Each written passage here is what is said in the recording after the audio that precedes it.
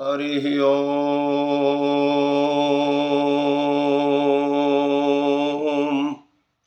श्रीमन्महागणाधिपतये नमः।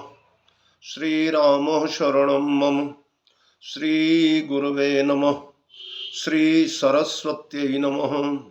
श्रीमातृपितृचरणकमलेभ्यो नमः। गणेश हेरम्ब गजाननेति महोदरं स्वानुभवं प्रकाशिन् वरिष्ठ सिद्धि प्रिय बुद्धिनाथ वदन्त एवं त्यजत प्रभीतिः।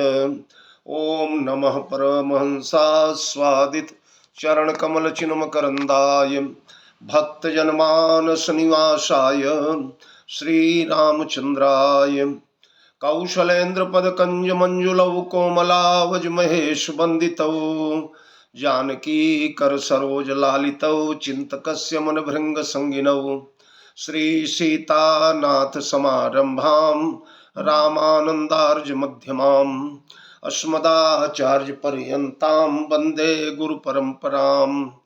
नारायणं नमस्कृत्य नरं चैव नरोत्तमं देवीं सरस्वतीं व्यासं ततो जयमुदीरयेत्। मनोजवं मारुततुल्यवेगं जितेन्द्रियं बुद्धिमतां वरिष्ठं वातात्मजं वानरयूथमुख्यं श्रीरामदूतं शरणं प्रपद्ये। प्रभु समरथ सर्वज्ञ शिव सकल कला गुणधाम योग ज्ञान वैराग्य निधि प्रणत कल्प तरुणाम। अपने अपने घरन की सब काहू को पीर तुम ही पीर सब घरन की धन्य धन्य रघुवीर। खल दल बन दावायनल राम श्याम घन मोर रोम रोम में वज्र बल जय केसरी किशोर। जय कविता के गगन दिवाकर ज्ञान भक्ति के विमल प्रकाश पारिजात के पुष्पयाप हो। जय गोस्वामी तुलसीदास। श्री गुरु चरण सरोज रज निज मन मुकुर सुधारी बरनौ रघुबर विमल जस जो दायक फलचारी। सियावर रामचंद्र की जय। श्री हनुमान जी महाराज की जय। गोस्वामी जी महाराज की जय। श्री राम कथा महोत्सव की जय। श्री रामचरितमानस भगवान की जय।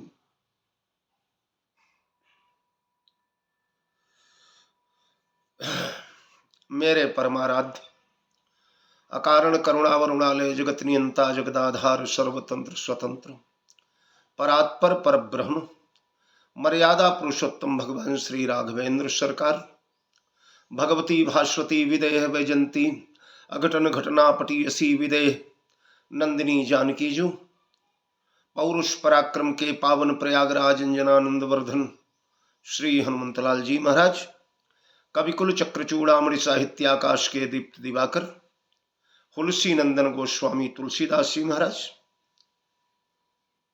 भगवत कथा रस रसिक महानुभावजन आर्य देवियों। करीब 20 दिन के अंतराल के बाद पुनः आप लोगों के समक्ष प्रस्तुत हूं। जैसा मैंने वचन दिया था, श्री हनुमान जी का चरित्र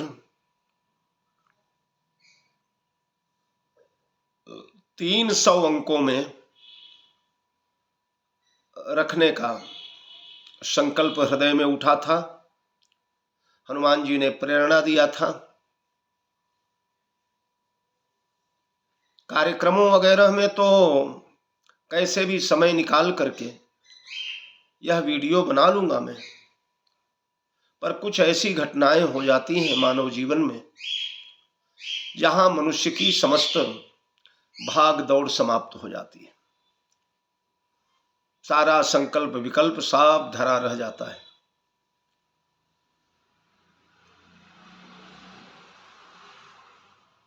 विगत 16 तारीख को हमारी जन्मदात्री माता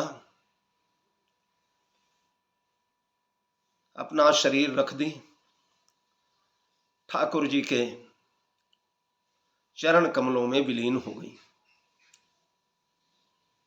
पिताजी तो 5 वर्ष पूर्व ही त्याग गए थे।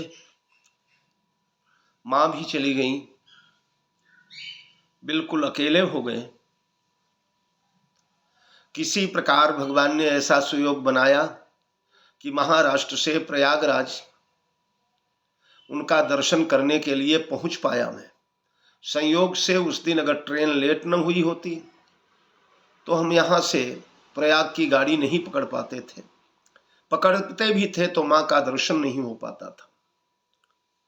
मध्याह्न काल 2:30 बजे उन्होंने अंतिम सांस लिया और अगले दिन सवेरे 10 बजे हम माँ के चरणों में उपस्थित हो गए।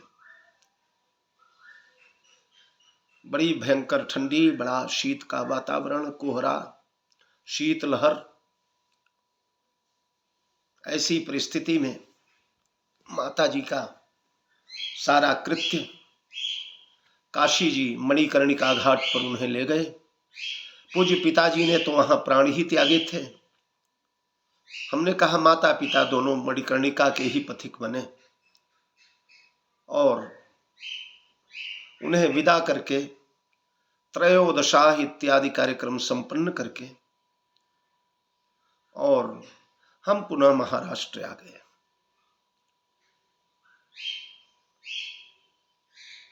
भगवान की कथा, चूंकि माता जी बैकुंठ प्रवासी बन गई तो अब तो माता और पिता दोनों राम कथा ही है। पिताजी के जाने के बाद रामचरितमानस ने बड़ा सहारा दिया, बड़ा आश्रय दिया। और फिर मैया थी तो ऐसा लगता था कि अभी छत्र छाया हटी नहीं है पूरी पूरी।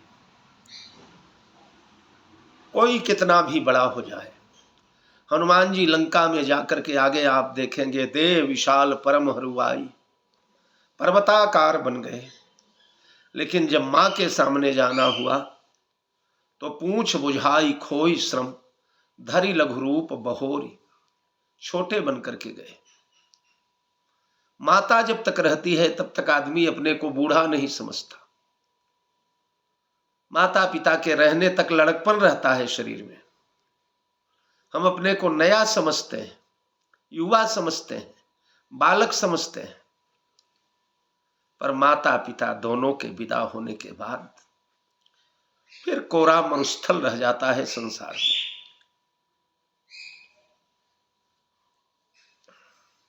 अब अपने को लगने लगा कि हम भी बूढ़े हो गए। वैसे भी अब परिवार में सबसे श्रेष्ठ, सबसे सयाना, सबसे बुजुर्ग मैं ही बचा। बड़ी बहन जी थी, वो भी 10 साल पूर्व ही विदा हो गई। पिता माता दोनों विदा हो गए। अब यह राम कथा, यही माता है, यही पिता है। इसी के आश्रय से यह जीवन चलेगा। सज्जनों देवियों, यह कथा पूरा 300 प्रवचन जो होंगे, जिनमें 24 हो चुके हैं, पर 24 के अतिरिक्त अब जो बोलूंगा यह हनुमत चरित्र, यह मैं माता जी को ही समर्पित कर रहा हूं। इस कथा के प्रभाव से उन्हें भगवत धाम की प्राप्ति हो, भगवत चरणों में सर्वदा आनंद ले, राम जी के, ठाकुर जी के चरणों में उनका निवास हो और वो जिस लोक में भी भगवान के साथ हो वहां से आशीर्वाद यही लुटाएं कि यह जो दूसरी माता है, राम कथा माता, इनका लाड दुलार स्नेह छो सर्वदा इस शरीर पर बना रहे। ये काया जब तक रहे तब तक भगवान की कथा गाई जाती रहे। भगवत कथा से कभी विराम न हो। सुंदरकांड के 24 प्रवचन आप लोगों के समक्ष हो चुके हैं, जिनमें हनुमान जी महाराज ने लंकिनी का संहार किया और लंकिनी को मारने के बाद वो सिंहिका का संहार किया और सिंहिका को मारने के बाद सागर पार कर गए हनुमान जी। ताहि मारि मारुत सुत वीरा, बारिधि पार गयो मति धीरा। यहां वीरता और धीरता दोनों इस चौपाई में पिछले प्रवचन में शायद मैं सुनाया होऊंगा 20 दिन पहले। वीरता और धीरता दोनों का दिग्दर्शन हो रहा है। ताहिमार ये वीरता है। समुद्र से लेकर आकाश तक सिंहिका ने अपना मुंह फैलाया था, उसे लांग करके जाना किसी के बस की बात नहीं थी। हनुमान जी कूद गए और वाल्मीकि रामायण में तो उसके कलेजे को ही काट करके निकाल लिया। हनुमान जी ने कलेजा निकाल लिया, प्राण उत्सर्ग हो गया, प्राण छूट गया और वहीं पानी में से छलांग लगाया। ये बताइए, पानी में से तो केवल मछली छलांग लगा सकती है, और तो ज्यों ज्यों छलांग लगाने की कोशिश करेगा त्यों त्यों अंतर में धंसता चला जाएगा। सागर के तल की ओर उसका प्रस्थान होगा और नभ की ओर नहीं होगा। पर यहां वीरता हनुमान जी की प्रकट हुई। पानी में से छलांग लगाकर पुनः गगन मंडल में सिद्धों के मार्ग में चले गए। मैंने पूर्व में बताया था, सबसे नीचे बया यानी गौरैया उड़ती है, उसके बाद कबूतर उड़ते हैं, उसके बाद कौवे उड़ते हैं, उसके बाद चील उड़ती है, उसके बाद बाज उड़ते हैं, उसके बाद गीध उड़ते हैं, उसके बाद हंस उड़ते हैं, उसके बाद सिद्ध देवता यक्ष किन्नर गंधर्वों की बीथी प्रारंभ हो जाती है। उस बीथी से हनुमान जी महाराज उड़े थे। पानी में से छलांग लगाकर उतने ऊपर जाना, यह वीरता की अंतिम पराकाष्ठा है। और उसके बाद मति धीरा। जहां वीरता हो वहां धीरता भी। शौरज धीरज ते ही रथ चाका, शौर्य के साथ धैर्य का होना बहुत आवश्यक है। और हनुमान जी की धीरता ऐसी है कि इतनी बाधाओं को मिलने के बाद भी हनुमान जी के मन में कोई क्षोभ नहीं पैदा हुआ, कोई भय नहीं पैदा हुई, कोई शंका नहीं पैदा हुई। निर्भय होकर के हनुमान जी आगे की ओर बढ़े और बारिधि पार गयौ मति धीरा, समुद्र को पार कर गए। और कहीं कहीं तो ऐसा वर्णन आया कि अब केवल 25 योजन समुद्र बचा है। यह 25 योजन समुद्र हनुमान जी ने अपने भुजबल से तैर करके पार किया। पार करके उस पार उतर गए। तह आ जाई देखी वन शोभा, गुंजत चंचरीक मधुलोभा। वहां जाकर हनुमान जी ने वन की शोभा, यहां देखिए वन और पहाड़ दोनों मिलेंगे हनुमान जी को। लंका के पहले, लंका के मुख्य द्वार प्रवेश के पूर्व वन भी मिलेगा और पहाड़ भी मिलेगा। ये वन है। जहां जाई देखी वन शोभा, गुंजत चंचरीक मधुलोभा। देखा हनुमान जी ने वन को, बड़ा प्रसन्न हुए, सुख भर गया हृदय में। क्यों? इसलिए कि ये वनचर है। वनचर देह धरी छिति माही। ये सारे के सारे देवता वनचर यानी बानर, बानर को वनचर कहा जाता है। तो वनचर बन करके हनुमान जी आए हैं, इसलिए वनचर को जब वन दिखेगा तो प्रसन्न हो जाएगा। नभचर को आकाश दिखेगा, शून्य दिखेगा तो प्रसन्न हो जाएगा, और जलचर को जल दिखेगा तो प्रसन्न हो जाएगा। तो वन देख करके प्रसन्न हुए। वन शोभायमान है, गुंजत चंचरीक मधुलोभा। उसमें चंचरीकों का गुंजन हो रहा है। देखना दूर से होता है और सुनना कुछ नजदीक से होता है। दूर की चीज जितनी देख लेंगे आप, उतने दूर की चीज सुन नहीं पाएंगे। और अगर भंवरा जैसी आवाज हो तब तो बिल्कुल नजदीक ही जाना पड़ेगा। तो वन की शोभा देखा। इस वन में जितने वृक्ष हैं सब में फल है, या तो पुष्प है या तो पल्लव है। कोई रूखा सूखा पेड़ नहीं है। आगे वर्णन आएगा। तो हनुमान जी ने देखा गुंजत चंचरीक मधुलोभा, मधु के लोभ में चंचरीक गुंजायमान है, गुंजन कर रहे हैं। एक दिन मैंने शायद या 8वें 7वें प्रवचन में या 10वें प्रवचन में ऐसा बताया रहा होगा कि भ्रमर, मधुप, चंचरीक ये सब नाम एक ही है। अली नाम एक के ही है, पर कहां कौन सा नाम प्रयुक्त हुआ है वो उस घटना के ऊपर निर्भर करता है। जैसे नाग, आही, भुजंग, पन्नग एक के ही नाम है, सांप को ही कहा जाता है ऐसा, पर कहां पर यही है, कहां पर भुजंग है, कहां पर पन्नग है, कहां पर ब्याल है। रामचरितमानस में ये सब मैंने एक दिन प्रवचन में ये भी बताया है। तो भ्रमर वो कहते हैं जो गुंजन कर रहा हो, मधुप उसे कहते हैं जो करई मधुपयु पान, बिल्कुल पराग पर बैठ करके और पान कर रहा है, पराग का रस चूस रहा है, वो मधुप है। अली उसे कहते हैं जो मस्त होकर के गा रहा है, अली गुंजन।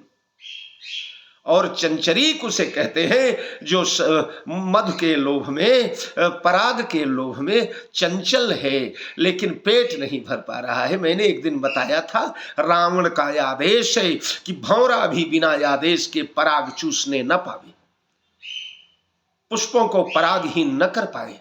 तो यहां भ्रमर तक को आदेश नहीं है कि मनमाने ढंग से जाकर पुष्पों पर चढ़ करके उनका रसास्वादन कर ले, इसलिए चंचल रहा करते हैं।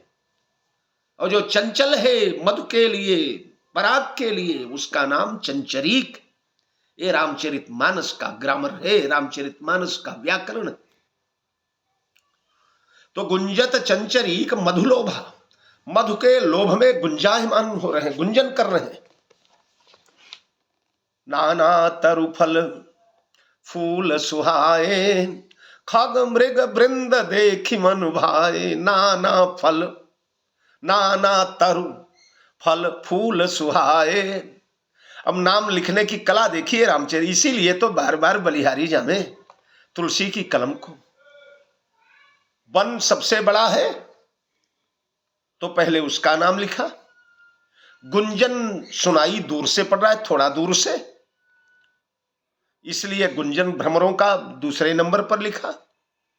फिर तरु नजदीक जाने पर कौन सा वृक्ष है, किस फल का वृक्ष है, किस छांव का वृक्ष है, तब उसका दर्शन होता है। और चूंकि तरु बड़ा होता है इसलिए पहले यहां तरु का नाम आया, उसके बाद दूसरे नंबर पर फल होते हैं इसलिए फल का नाम आया।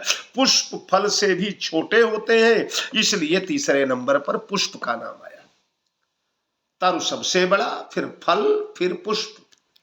तो नाना तरु फल फूल सुहाए, खग मृग वृंद देखी मन भाए। अब यहां पहला नाम खग का और दूसरा नाम मृग का। तो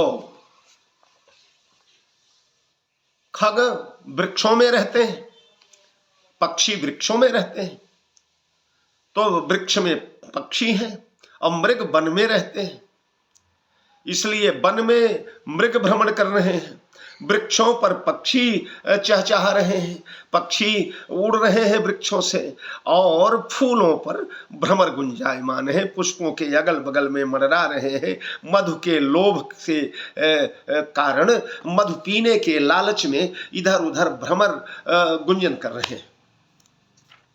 तो नाना तरु फल फूल सुहाए, खग मृग वृंद देखी मन भाए।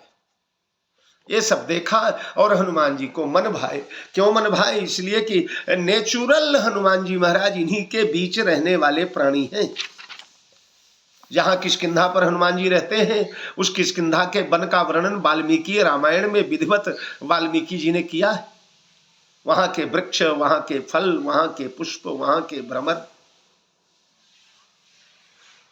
तो ऐसी स्थिति में हनुमान जी मन भाए, और फिर वनचर है इसलिए वन में गए तो मन भाए, बड़ा प्रसन्न हुआ, हृदय आनंद से भर गया। और हनुमान जी महाराज ने शैल विशाल देखिए के आगे, तापर धाई चढ़े उभय त्यागे। हनुमान जी महाराज ने एक विशाल शैल देखा। अब यहां भी एक ही आया, ध्यान देना, मैंने ये भी आप लोगों को पूर्व प्रवचनों में बताया है शायद, कि सुंदरकांड में जिनके नाम के आगे एक आया बस वो एक ही है।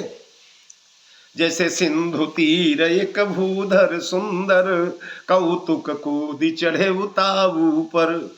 अरे निशिचरी एक सिंधु महु रही, करी माया नभ के खग गई। शैल विशाल देखी एक आगे, तापर धाई चढ़े उभय त्यागे। नाम लंकिनी एक निशिचरी, सो कह चल सी मोहि निंदरी। भवन एक पुनि दीख सुहावा, हरि मंदिर तह भिन्न बनावा। त्रिजटा नाम राक्षसी एका, राम चरण रति निपुण विवेका। नाथ एक आवा कपि भारी, तेहि अशोक वाटिका उजारी। तो शैल विशाल देख एक आगे, यानी लंका समुद्र पार करने के बाद लंका में जितने शैल हैं, पहाड़ हैं, उन सब में विशाल यह पहाड़ है।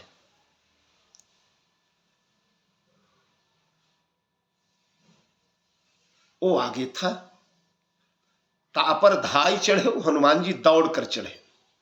वैसे बानर दो प्रकार से यात्रा करते हैं, एक तो दौड़ करके करते हैं, कूद करके करते हैं। हनुमान जी प्राय चढ़ना हो तो कूदते हैं।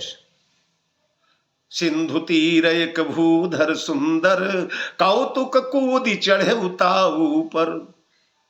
कूदि लंक गढ़ ऊपर आवा, कूद करके चढ़ते हैं ऊंचाई पर यहां दौड़ करके चढ़े हनुमान जी महाराज। इससे सिद्ध होता है कि पर्वत कुछ ढलुआ रहा होगा। और फिर बानरों के लिए तो बड़े बड़े पर्वतारोही इनका क्या मुकाबला कर पाएंगे। और ये तो अतुलित बलधाम में बड़े बड़े वृक्षों को रौंदते कुचलते तोड़ते फोड़ते हुए उस पहाड़ के ऊपर चढ़ गए। पहाड़ पर चढ़ने के बाद तापर धाई चढ़े, भय त्यागे, भय का त्याग किया। अच्छा, भय का त्याग क्या किया हनुमान जी ने? पहली भय तो ये है कि अब जब गहरे समुद्र में भीम दर्शन सागर के अंदर इतने इतने बाधाएं मिली है। पहले मैनाक मिला, मैनाक के बाद सिंहिका और सुरसा मिली, उसके बाद सिंहिका मिली। गगनचारी जा रहे हैं हनुमान जी, आकाश में उड़ते हुए जा रहे हैं, और पानी के अंदर से बाधाएं आने लगी। आकाश के ऊपर से बाधाएं, ऊपर से भी बाधा आई, भी नीचे से भी बाधा आई। तो अब तो स्थल पर पहुंच गए हैं, धरती का स्पर्श कर लिए, अब तो बाधाओं के झुंडे आएंगे। और अभी तक तो लंका के धरती से अलग थे, अगाध समुद्र के ऊपर उड़ रहे थे, तब इतनी बाधाएं आई। तो अब तो लंका बाधा के घर में ही, शेर के गुफा में ही अब प्रविष्ट हो गए। अब तो बाधाओं के झुंडे आएंगे। पर हनुमान के मन में कोई भी भय नहीं है।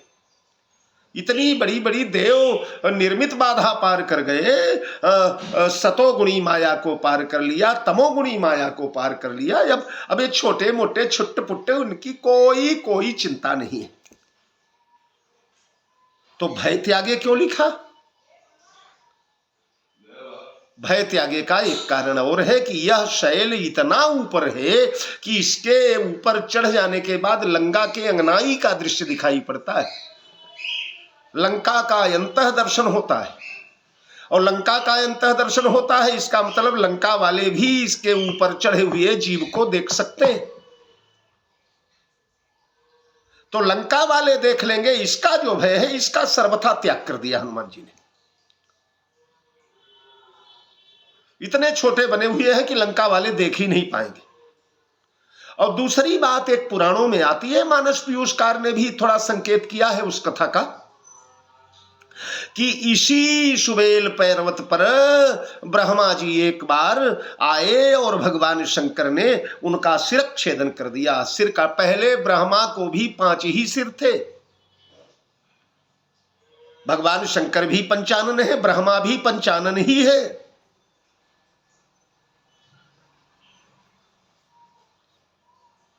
पर शिव पुराण में भी संकेत है इस कथा का थोड़ा, विवाह के काल में भगवती जगदम्बा का दिव्य रूप देख करके ब्रह्मा जी महाराज मोहित हो गए। मोहित हो गए तो भगवान शंकर ने यह ब्रह्मा का छल जान लिया और छल जान करके भगवान शंकर ने उनके पीछे त्रिशूल चला दिया। तो मृगशिरा बनकर के भगवान शंकर ब्रह्मा जी उड़ने लगे आकाश मार्ग में और विशाखा बनकर के यह त्रिशूल, आर्द्रा बनकर के यह त्रिशूल भगवान शंकर का पीछे पीछे दौड़ने लगा। शिव महिम्न में भी त्यजति न मृगव्याधरवश, तो मृगशिरा बनकर के ब्रह्मा जी भागते चले जा रहे, मृग बनकर के भागते चले जा रहे, आर्द्रा बनकर के त्रिशूल पीछे पीछे लगा हुआ है। भागते भागते भागते ब्रह्मा जी पहुंच गए इसी सुबेल पर्वत पर। और जब यहां पहुंचे, थक गए थे, थोड़ा विश्राम के लिए रुके, तब तक त्रिशूल पहुंच गया और मारा त्रिशूल और एक सिर कट गया ब्रह्मा जी का। पंचानन ब्रह्मा चतुरानन बन गए, 4 मुंह वाले बन गए। पर ब्रह्मा ने शाप दिया कि जब आपका कोई स्वरूप यहां आएगा तो उसका भी सिरच्छेदन हो जाएगा। शंकर जी को शाप दिया, आपने मेरा सिर काटा है, इसलिए कोई भी रूप तुम्हारा अगर इस पर्वत पर आया तो उसका भी सिरच्छेदन हो जाएगा, वो भी मर जाएगा। आज हनुमान जी महाराज चढ़ गए, बाल बांका भी नहीं हुआ। भगवती पार्वती जानती थी कि ये लीला हुई है, हमारे भोलेनाथ को शाप है, इनका कोई भी रूप वहां जाएगा तो उसका सिरच्छेदन हो जाएगा। और हनुमान जी तो प्रत्यक्ष शंकर ही है। रुद्रदेह तजिनेह बसी बानर भे हनुमान, पुरखाते सेवक भय हरते भय हनुमान।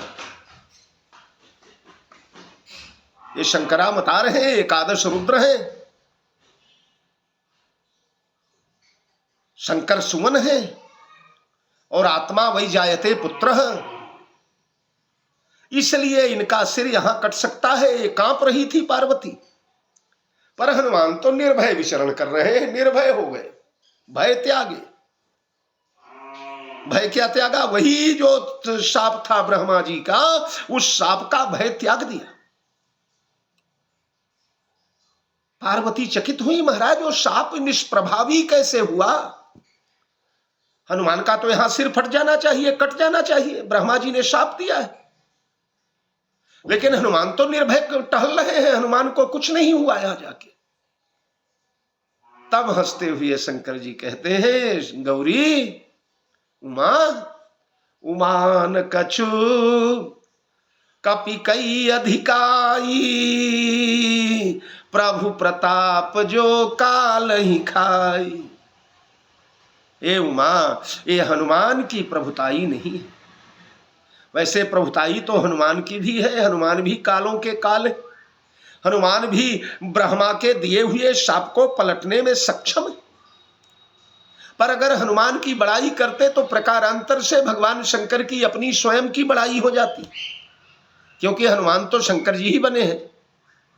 और अपनी प्रशंसा निज मुख कहे सुकृत जही भांति, अपने मुंह तुम आपन करनी, बार अनेक भांति बहुबरनी। इसलिए भगवान शंकर हनुमान की प्रशंसा न करके राम के प्रताप की प्रशंसा कर रहे हैं। प्रभु प्रताप जो काल ही खाई। हाँ? जब रावण ने मार दिया शक्ति विभीषण को, राम जी ने देखा, ओहो ये तो ब्रह्मदत्त शक्ति है, अमोघ शक्ति है।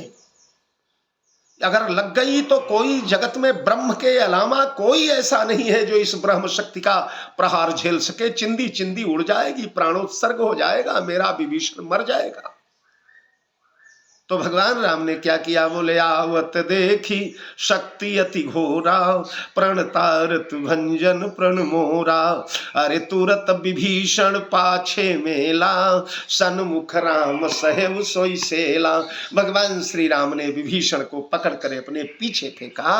आज भगवान जानते हैं मेरे विभीषण को अगर शक्ति लग गई तो विभीषण नहीं झेल पाएंगे। और सन्मुख राम सहु सोई सेला, सामने छाती पर वह शक्ति भगवान ने सहन कर लिया। छाती पर सहन कर लिया तो फिर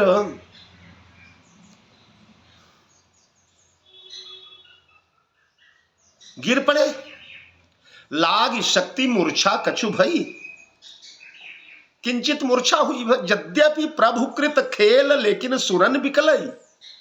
भगवान तो खेल कर रहे थे पर तीनों लोक में हाहाकार मच गया। देवता त्राहि त्राहि करके कंदराओं की ओर भागने लगे। प्रभु गिर गए, अब कौन बचाएगा, अब तो मार ही डालेगा रावण। उधर देख विभीषण प्रभु श्रम पायो। विभीषण ने देखा हमारे प्रभु गिर गए हैं। विभीषण ने कहा, आहा, मेरे लिए आज मेरे प्रभु मूर्छित होकर गिरे हैं। मैं अभागा रावण की रक्षा करता रहा, आज तक रावण का राज राम को नहीं बताया और रावण को अपना भाई मान करके राम से रहस्य छिपाता रहा, और हमारे प्रभु आज मुझे बचाने के लिए अपने प्राणों को दांव पर लगा दिए। देख विभीषण प्रभु श्रम पायो। अरे लय कर गदा क्रुद्ध हुई धायो। हाँ, राम विमुख सठ चहेसी संपदा, असकई हनेसी माझ गदा। हम मारा है एक गदा छाती पर, रावण भर भरा के गिर गया। विभीषण चढ़ गया छाती पर, रावण का गला दबाने लगा रावण का प्राण चला जाएगा। पार्वती शिव दोनों देख रहे थे युद्ध। पार्वती ने पूछा, स्वामी ये क्या हो रहा है? ये रावण के छाती पर बैठा हुआ विभीषण रावण को देखते ही जो कांप जाता था, नजर नहीं मिला पाता था, इसने रावण को पटककर छाती पर बैठ करके गला दबाया हुआ है। शंकर जी हंसे, बोले, देवी उमा विभीषण रावण ही सन्मुख चितौ की काऊ, सो अब लरत काल जिमी श्री रघुवीर प्रभाव। ये देवी ये विभीषण नहीं है। विभीषण तो तभी मर गया जब रावण ने बम शक्ति चलाया। कोई आपके ऊपर राइफल की गोली चला दे छाती पर और बीच में कोई कूद पड़े, दीवार बन जाए, आप बच जाएं, वो अलग बात है, लेकिन सामने वाले ने तो मार लिया आपको, उसकी दृष्टि में तो मर गए आप। तो रावण तो मार चुका है विभीषण को, लेकिन देवी ये जो छाती पर बैठ करके लड़ रहा है, पुनर्जन्म हुआ है विभीषण का। ये श्री रघुवीर प्रभाव, राम का प्रभाव है। तो आज पर्वत के ऊपर हनुमान नहीं है देवी, उमा न कछु कपिकई अधिकाई, प्रभु प्रताप जो काल ही खाई। काल को भी खा लेता है।